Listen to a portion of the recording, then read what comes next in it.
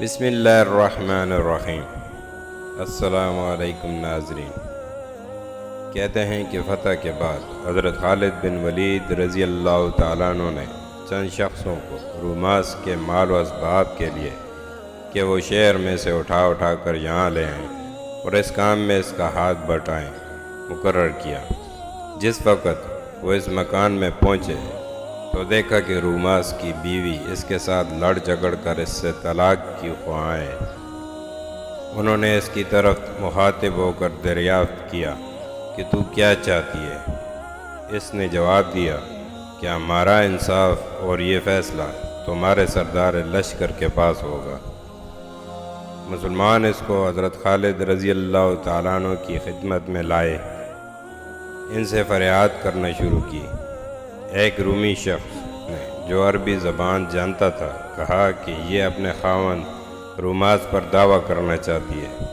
آپ نے ترجمان کے ذریعے دعویٰ اور نالش کا سبب دریافت فرمایا۔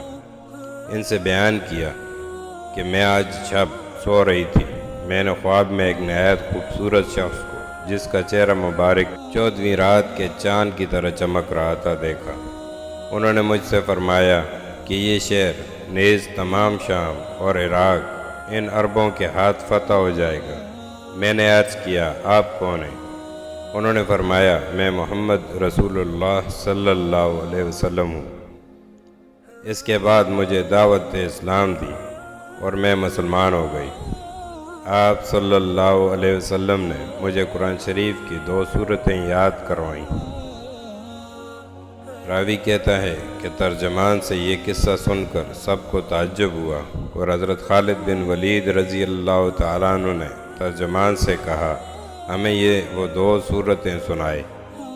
اس نے الحمدللہ رب العالمین اور قل هو اللہ احد پڑھ کر سنا دی۔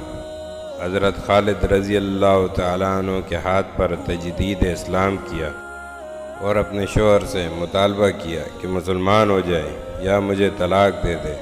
حضرت خالد رضی اللہ تعالیٰ عنہ اس قول سے ہنسے اور پھر فرمایا یعنی پاک ہے وہ ذات جس نے ان دونوں میں موافقت بخشی۔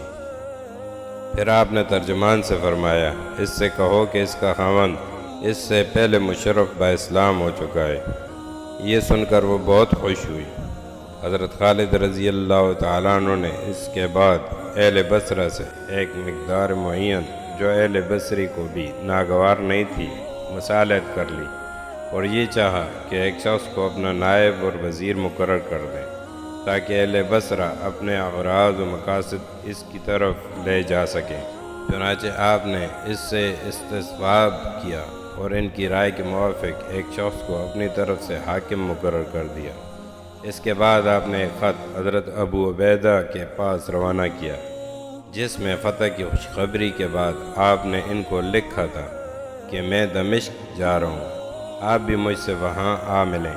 ایک دوسرا عریضہ آپ نے حضرت ابو بکر صدیق رضی اللہ تعالیٰ عنہ کی خدمت اقدس میں لکھا جس میں آپ نے قادسیہ کے عین فتح کے وقت عراق سے شام کی طرف اپنے کوچ کا حال لکھنے کے بعد تحریر کیا۔